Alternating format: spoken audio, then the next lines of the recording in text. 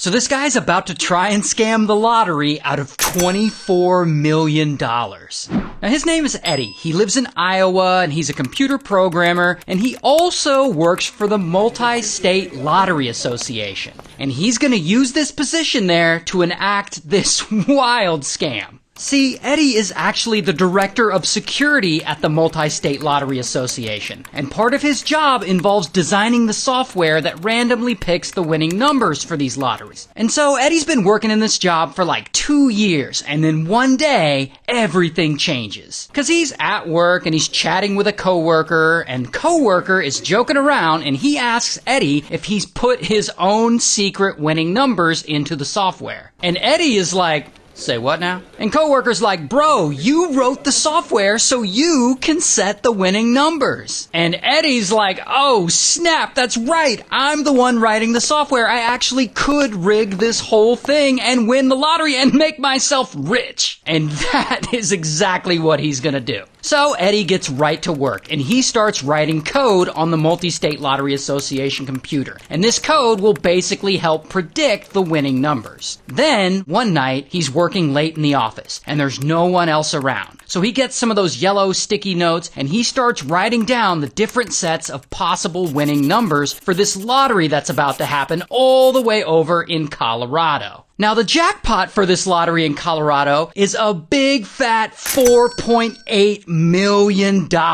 So there's a lot on the line here. However, Eddie has a problem. He can't just roll over to Colorado and play the lottery himself. He's an employee of the Multi-State Lottery Association. It's against company policy for lottery employees to play the lottery. Plus, that would be very suspicious if a lottery employee won the jackpot. So then Eddie has to find someone to play it for him. And what does he do? Eddie recruits his brother, this guy, Tommy. And Tommy is a sheriff's deputy, of all things. But Tommy also just happens to be taking a trip to Colorado soon, because he's gonna look for, and I'm not making this up, Bigfoot. Yes, Tommy is going several states away to hunt for the legendary mythical creature. I guess he's just into that kind of stuff. So anyway, Eddie hits Tommy up and he's like, hey, while you're out there in Colorado looking for Bigfoot, could you play a bunch of these lottery numbers I got? Cause one of them is gonna win. And Tommy, he's like, aight.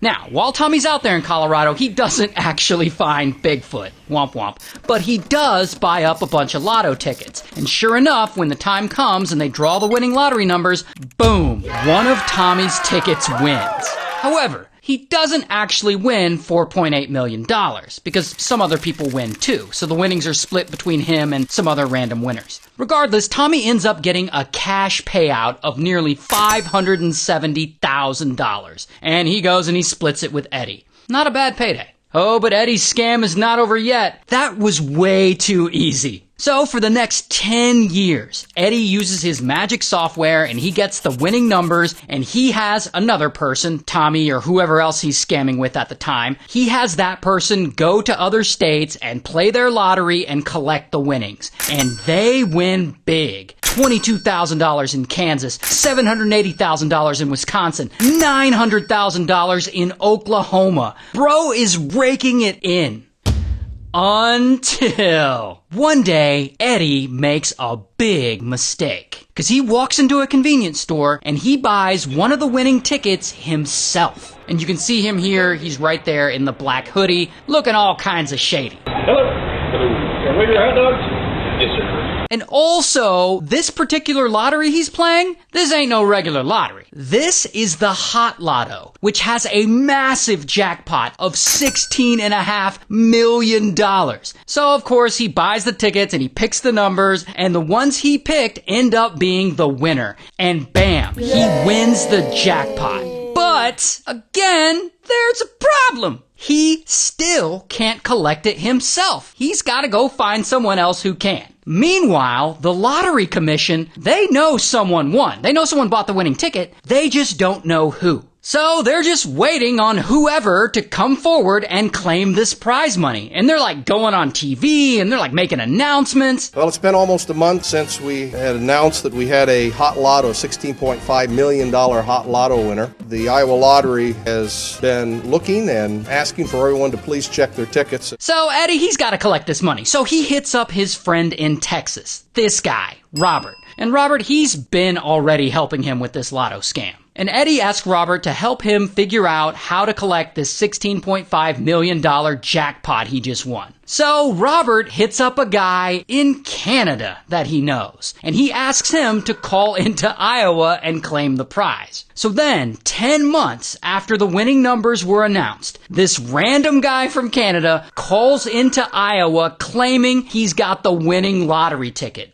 But he says that he's too sick to go there in person and that they'll just have to give him the winnings. And the lottery commission, they're like, yeah, sure, buddy. And they start asking him questions about the day he bought the ticket. Like, what clothing were you wearing that day? Because they're skeptical and they're trying to pick his story apart. And of course, guy from Canada describes some clothing, but that description doesn't match the surveillance footage the lottery commission has of the man buying the ticket. So the commission is like, nah, bro, you're not the winner. Stay in Canada. So then Robert has to try something different, and he has a couple of lawyers come forward to claim the prize. And when these lawyers go to the lottery commission, they're like, we're here on behalf of our client, and our client wants to remain anonymous.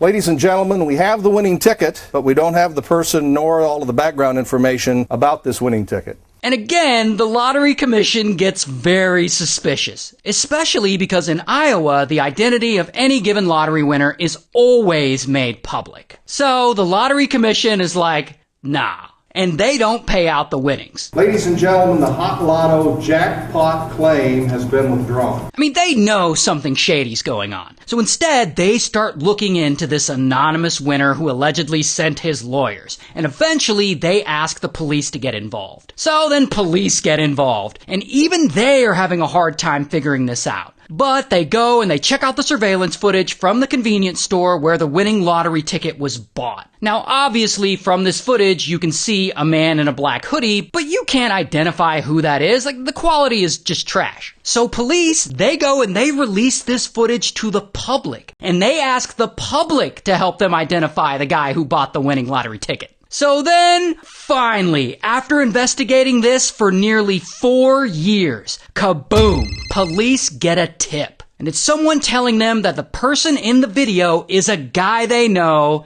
named Eddie. And it's presumed that whoever tipped the police off were some of Eddie's co-workers. And you can't really see him in the surveillance footage, but they could tell it was him by his voice. Hello. Hello. Can I wait your hot dogs? Yes, sir. So then eventually, bam, police arrest Eddie. Here's his mugshot. And then, bam, they arrest his Bigfoot hunting ass brother Tommy too. Here's his mugshot. And also, bam, they arrest Robert. Here's his mugshot. And it's estimated that over 10 years, Eddie and these other guys tried to scam $24 million in lottery winnings, making this the biggest lottery scam in U.S. history. So anyway, Tommy gets 75 days in prison, Robert gets 6 months of home confinement because he testified against the others, while Eddie, the mastermind, he gets 25 years in prison. Although ultimately, Eddie only ended up serving 5 years, and now he's out on parole. Sounds like it was worth it. And a huge shout out to Leonardo.ai for sponsoring this video. If you want to make really cool art for your videos or just for your life, like this or like this, then sign up for Leonardo.ai.